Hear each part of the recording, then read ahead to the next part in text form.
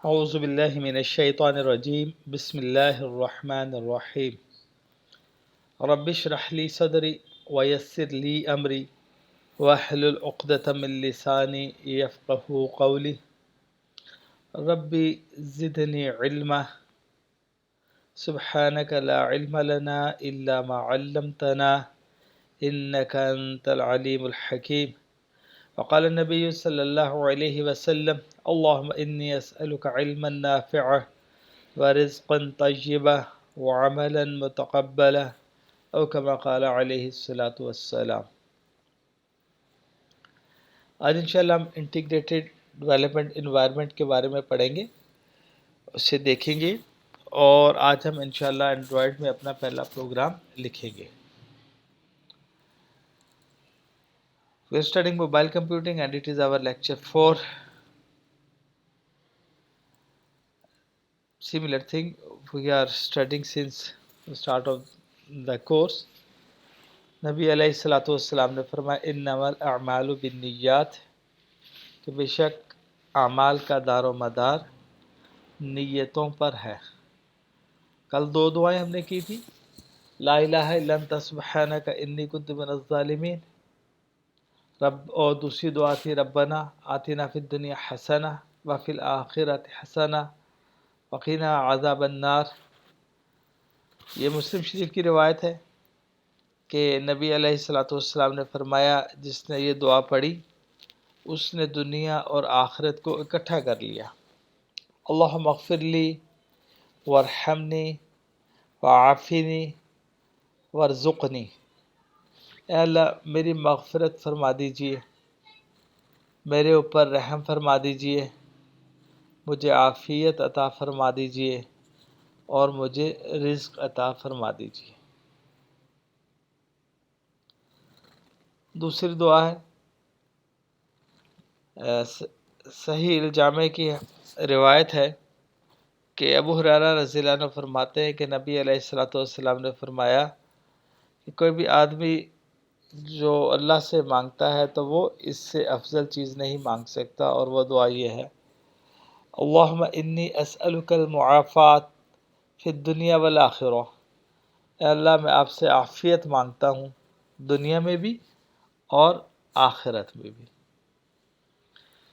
Little efforts daily will make you the greatest to systematically learn and get excellence in any concept subject। रोज़ का काम रोज़ किया जाए।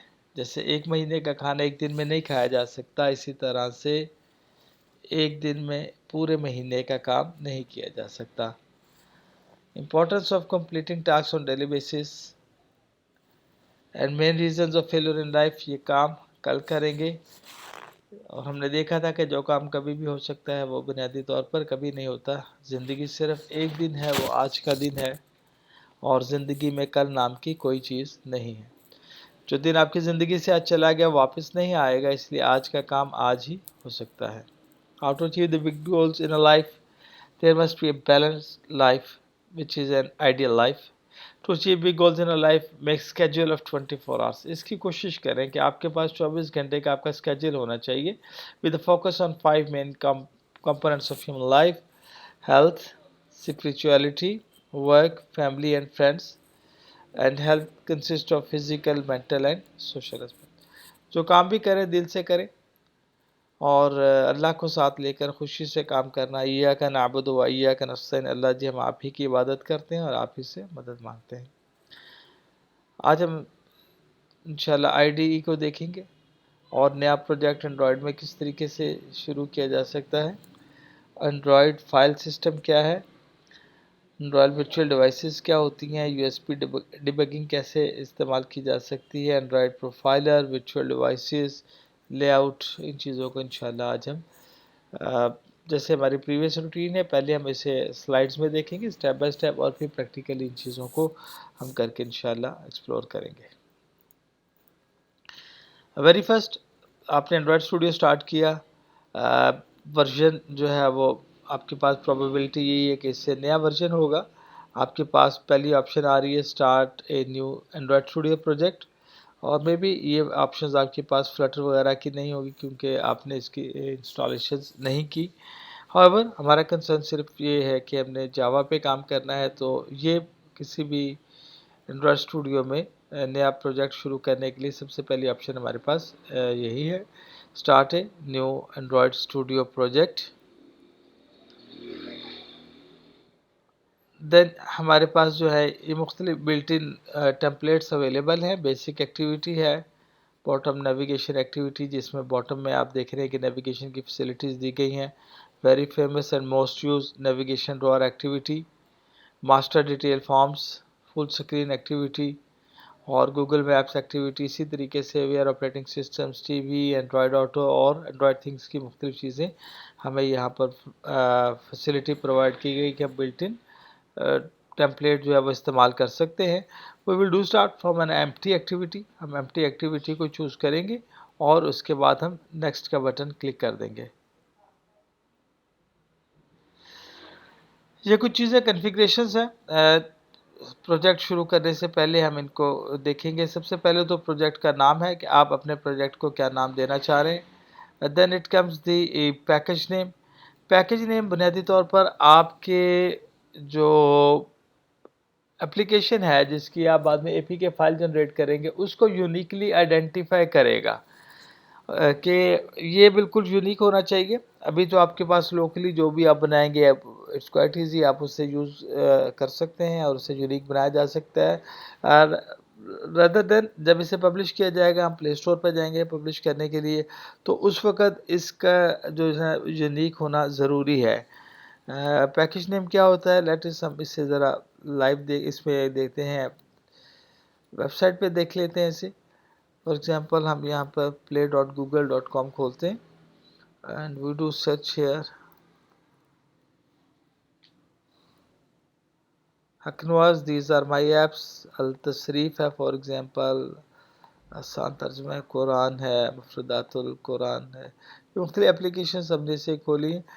सो ये देख रहे हैं आप, id is equal to com.islamiculum.tasrif app.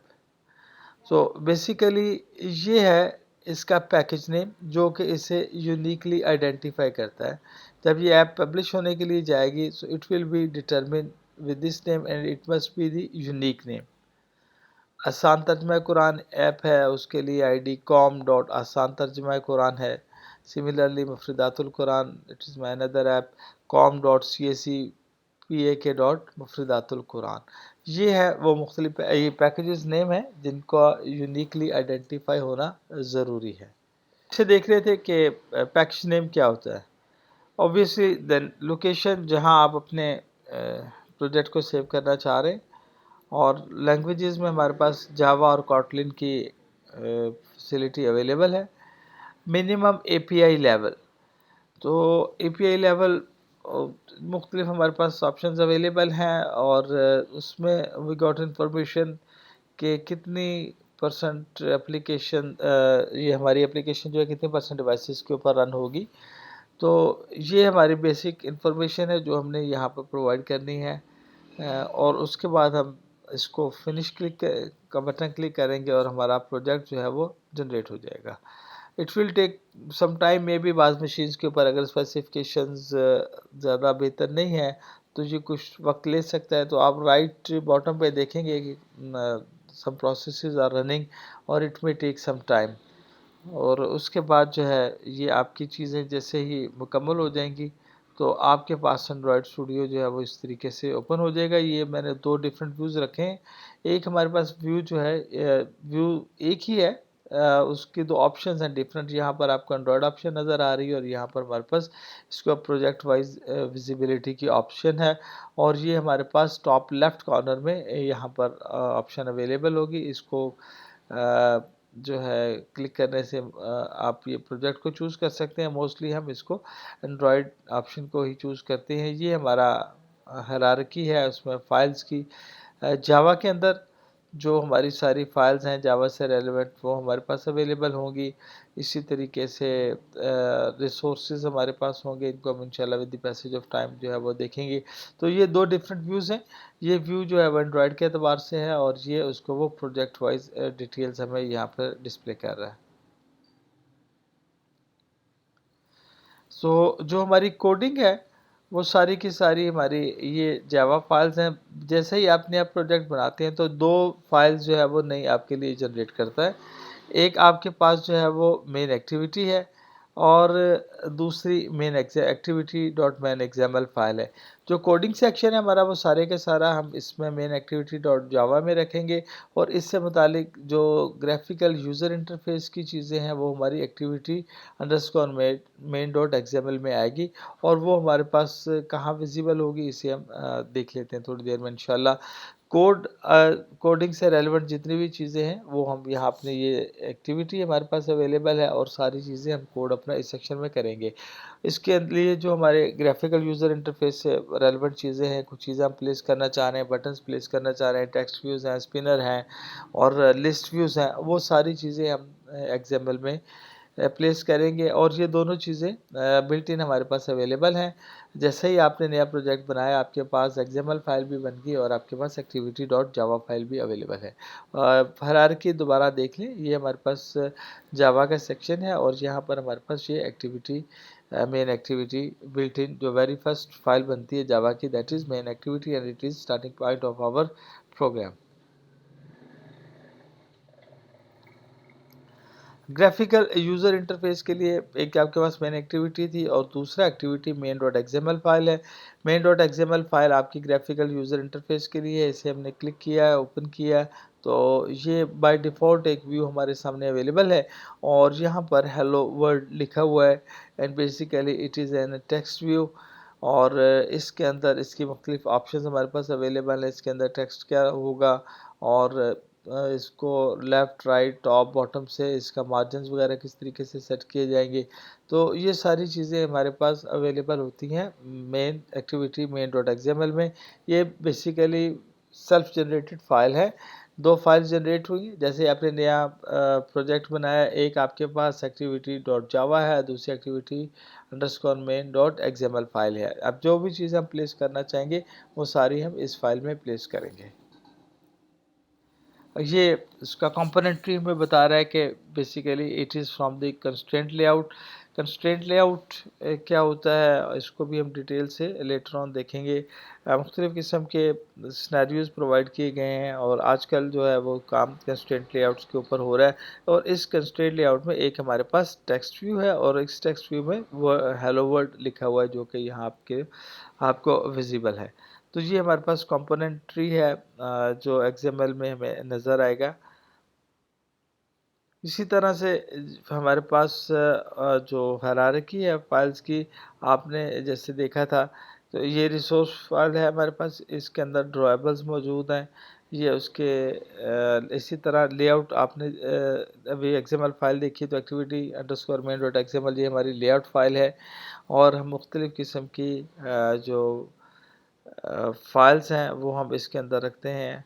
अपने रिसोर्सेज के अंदर ड्राइबल्स के अंदर हम अपने इमेजेस प्लेस करते हैं सारे के सारे और सिमिलरली यहाँ मुख्तलिफ फोल्डर्स हैं जिसके अंदर हम अपनी चीज़ें एज़ पर रिक्वायरमेंट रखते हैं। ये कुछ स्टैंडर्ड डिवीजन है, जैसे आपने नया प्रोजेक्ट बनाया ये सारी चीज़ें आपको बिल्ट इन अवेलेबल हैं। इन सब को इंशाल्लाह हम with the passage of time explore भी करेंगे और इनको यूटिलाइज़ भी करेंगे किस तरीके से इसके अंदर ये मुख्तलिफ देखें। ये बिल्ट इन उसने मुख्तलिफ़ रेज़ोल्यूशंस के लिए जो है वो इसका लॉन्चर बनाया है जिसमें यहाँ पर सॉरी कि कोई भी आइकन जो है आपकी एप्लीकेशन का आइकन जो है वो उसके डिफरेंट साइजेस रखे हैं और according to the DPI scale वो जो है इसको इस्तेमाल करेगा एज़ पर रिक्वायरमेंट।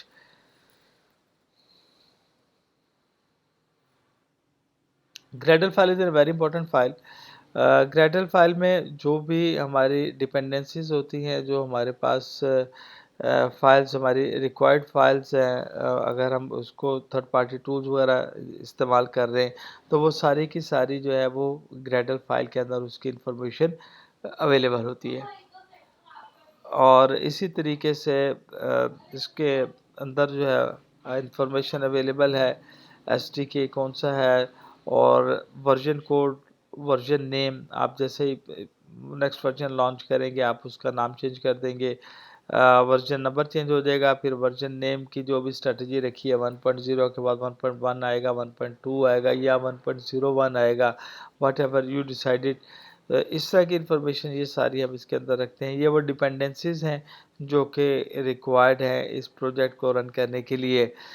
तो ये बिल्ट इन डिपेंडेंसीज हैं। फर्दर मोर हम कोई और चीज़ इम्प्लीमेंट करने जाएंगे तो उसकी डिपेंडेंसीज भी हमें प्रोवाइड करनी होंगी। ये सारी की सारी वैल्यूज़ जो है ये बिल्ड डॉट ग्रेटल के अंदर अवेलेबल हैं। ये इन्फॉर्मेशन है एप्लीकेशन आईडी जिससे ये यूनिकली आइडेंटिफाई किया जाएगा और प्ले स्टोर के ऊपर, और मिनिमम एच के वर्जन, टारगेट एच के वर्जन और वर्जन कोड, ये सारी रेलिवेंट चीज़ें हैं। और नीचे डिपेंडेंसी स्पेसिफिकली मेंशन की गई हैं कि इस पर्टिकुलर प्रोजेक्ट के लिए कौन कौन सी डिपेंडेंसीज जो है वो रिक्वायर्ड है। ये टॉप के ऊपर हमारे पास ये मुख्तलिफ़ चीज़ें, सॉरी बॉटम में हमारे पास ये मुख्तलिफ़ ऑप्शंस अवेलेबल हैं। इसमें से राइट नाउ हम टू डू को देख रहे हैं, और इसी तरह से हमारे पास टू डू में हमने कोई चीज़ जो है वो मेंशन कर दी है कि have to implement the reverse indexing whatever the task you want to do. तो अपने टू डू टास्क जितने भी हैं वो हम यहाँ पर उसको मेंटेन करते हैं, और ये हमें उसके बारे में तफसीलन बता रहा है कि ये टू डू जो है ये main activity dot Java file के अंदर मौजूद है, और main activity dot Java file के अंदर 14 नंबर लाइन है और 11 नंबर कॉलम है। यहाँ पर ये चीज़ लिखी हुई है।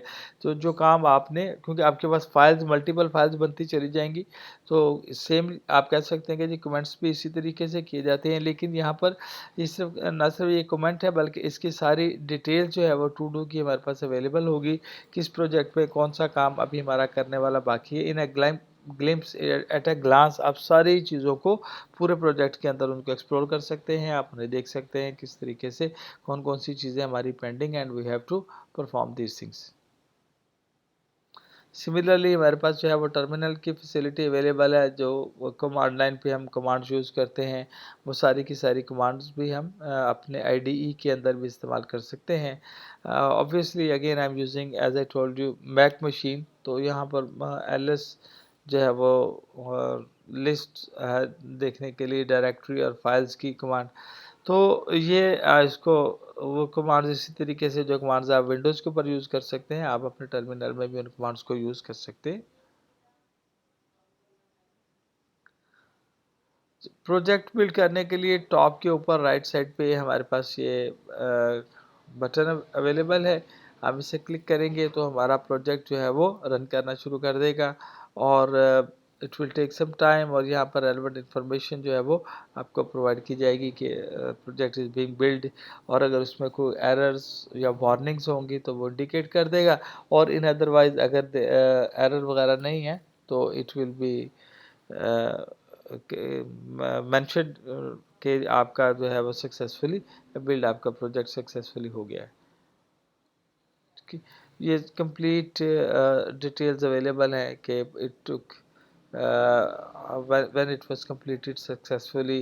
ये सारी रेलेवेंट इंफॉर्मेशन जो है वो कॉन्फ़िगरेशन बिल्ड हो गई है, रनिंग टास्क जो है कितना टाइम लगा, कितने सेकंड्स और मिली सेकंड्स का टाइम लगा, ये वेरी करेगा मशीन टू मशीन। आपके पास अगर मशीन ज़्यादा बेहतर नहीं है, it may take also time of few minutes to build very basic project even if you have written nothing there। आपने सिर्फ एक जो पहला टेक्स्ट व्यू है उसी टेक्स्ट व्यू के अंदर आपने एक वर्ड ही सिर्फ लिखा है, it may take few minutes depending upon the machine if the machine resolution is not good.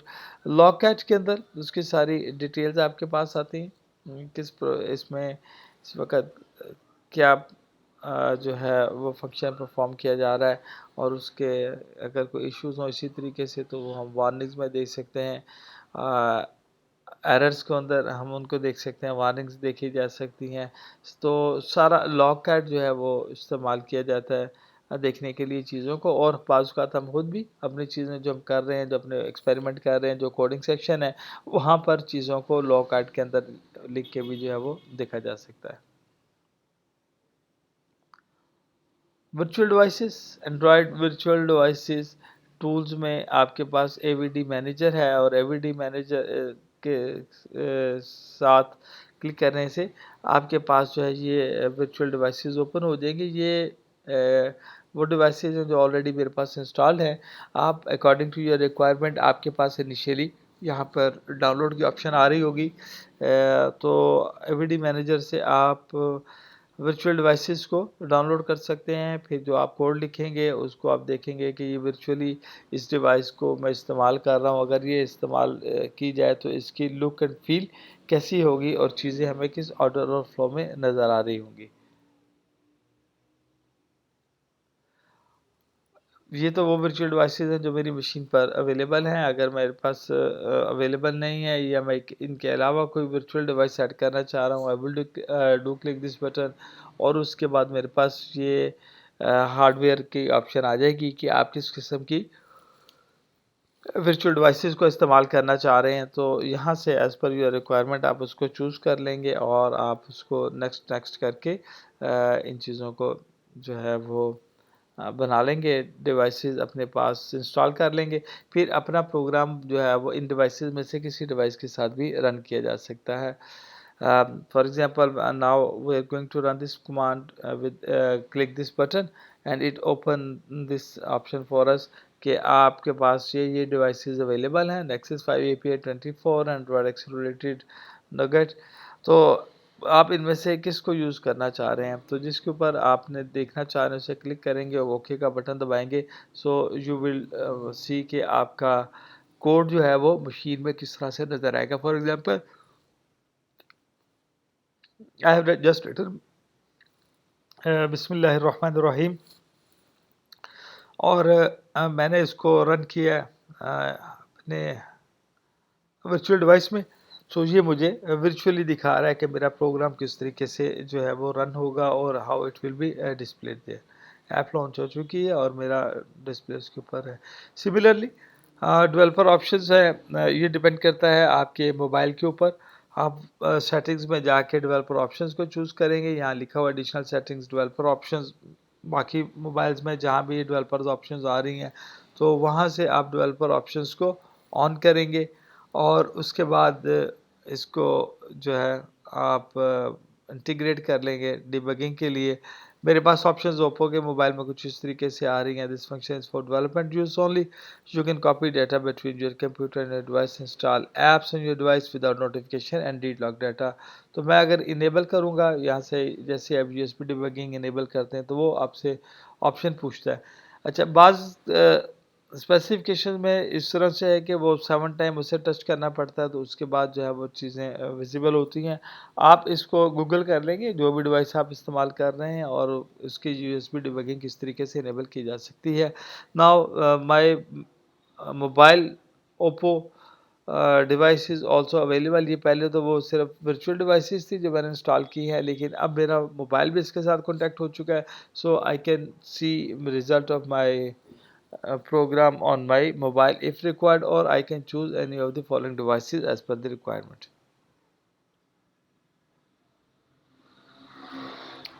ये इमेज जो है ये रियल डिवाइस से लिया है मैंने। रियल डिवाइस पे किस तरीके से रन होगा प्रोग्राम, सेम प्रोग्राम जिसे हम इससे पहले वर्चुअल डिवाइस पर भी देख सकें।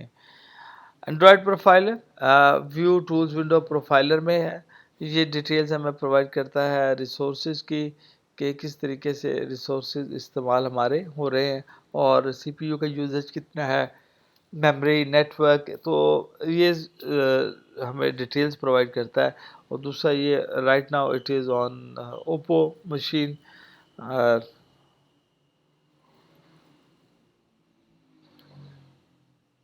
तो इसे हम इस वक्त इस्तेमाल कर रहे हैं मोबाइल के ऊपर, उसका सारी डिटेल्स उसकी जो है वो यहाँ पर देखी जा सकती हैं। तो ये प्रोफाइलर है जो इसकी डिटेल्स हमें प्रोवाइड करता है। डिज़ाइन सेक्शन में हमारे पास चीज़ें हैं, इसमें डिज़ाइन में है, ब्लूप्रिंट है और डिज़ाइन और ब्लूप्रिंट दोनों को इकट्ठा देखा जा सकता है as per requirements. Component tree में जैसे मैंने आपसे बात की कि कंस्ट्रेंट लेआउट है, इसको हम इंशाल्लाह डिटेल से भी देखेंगे, लेकिन ये हमें यहाँ पर इंडिकेशन है कि कंस्ट्रेंट लेआउट के साथ साथ आपके पास क्या है, उसके अंदर एक टेक्स्ट व्यू है और टेक्स्ट व्यू के अंदर ये टेक्स्ट जो है ये लिखा हुआ है। अच्छा, हमारे पास ये चीज़ें जो टेक्स्ट व्यू है वो यहाँ अवेलेबल है हमारे पास। इसको यहाँ भी इसे देखा जा सकता है, और इसके साथ साथ हमारे पास ऑप्शन अवेलेबल है कि हम इसकी एडिटिंग टेक्स्ट व्यू में भी कर सकते हैं। ये डिज़ाइन को क्लिक करने से डिज़ाइन व्यू आएगा, जो अभी आपने पिछली स्क्रीन में देखा है। फिज़िकली आप इसको ड्रैग एंड ड्रॉप के ज़रिए से चीज़ों को मैनिपुलेट कर सकेंगे। और यहाँ पर एक्सएमएल टेक्स्ट व्यू में आप क्या करते हैं, इसकी एट्रीब्यूट्स और इसकी प्रॉपर्टीज़ जो है वो असाइन करते हैं। Similarly we can get this from this section also. तो दोनों चीज़ें हमारे पास मौजूद हैं। एक्सएमएल को भी मैनिपुलेट किया जा सकता है, टेक्स्ट बेस भी मैनिपुलेट किया जा सकता है, और with the help of physical tool design view में इसको टैकल किया जा सकता है। कंस्ट्रेंट लेआउट जो है वो इस्तेमाल किया जाएगा, इसको हम देखेंगे बड़ी डिटेल से। ये कंस्ट्रेंट जो है वो लेफ़्ट, राइट, टॉप, बॉटम के एतबार से कंस्ट्रेंट्स पुल करता है, और पोजीशनिंग किसी भी कंपोनेंट की with the help of constraint layout हम परफॉर्म कर रहे होते हैं। प्रीवियसली इससे पहले जो है वो मुख्तलिफ लेआउट्स और भी इस्तेमाल होते रहे, इंशाल्लाह सेपरेटली भी हम उनको किसी क्लास में जो है वो एक्सप्लोर करेंगे। ये लास्टली डिपेंडेंसीज, जैसे मैंने आपसे कहा कि कंस्ट्रेंट लेआउट है तो उसकी डिपेंडेंसीज सेक्शन में ये डिपेंडेंसी उसकी इंपोर्ट की गई है, ताकि अब वो रेलेवेंट चीज़ें जो थर्ड पार्टी टूल्स, और सॉरी थर्ड पार्टी टूल नहीं, जो डिपेंडेंसीज इस पर्टिकुलर प्रोजेक्ट के लिए रिक्वायर्ड हो, तो उनकी डिटेल जो है वो इस फाइल में हमने कहा था कि ये build डॉट ग्रेडल फाइल है, यहाँ पर प्रोवाइड की गई। तो ये वो बेसिक सेक्शन था जो अभी हमने इसे स्टडी किया है, और इंशाल्लाह इसके बाद अभी हम जो है वो इसको सारी चीज़ों को प्रैक्टिकली करके भी देखते हैं।